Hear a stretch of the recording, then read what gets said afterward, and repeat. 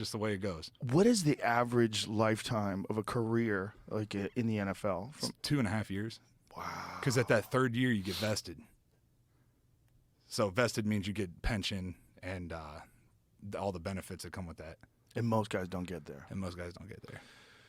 You know, we talk about it with fighting all the time that a real elite athlete in his prime has like 9 years. You got like that's the consensus is there's like 9 years at peak performance, and then it's just too much. The wheels fall off, the injuries stack up, you know, the time and training, and then sometimes it's the enthusiasm too. Guys lose that fire that made them a savage in the beginning.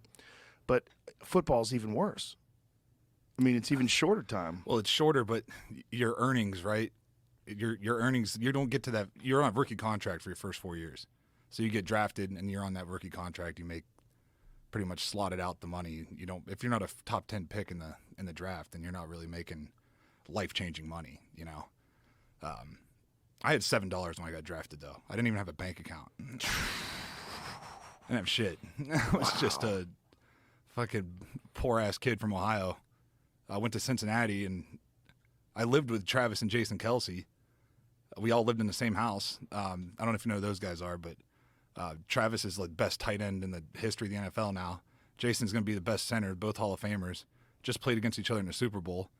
And then our quarterback went up to Canada and won 2 Grey Cups. So we got 4 Super Bowls and 2 Grey Cups in that house. And we were fuck-ups. We were fucking idiots. But again, don't you kind of want that from? I want football players to be a little reckless. You have to be. Yeah. Same with fighters. I don't want a fucking Boy Scout. Exactly. When John Jones kept getting into trouble, and people are like, "Can you believe what John Jones did?" I'm like, John Jones is a wild motherfucker. That's why he's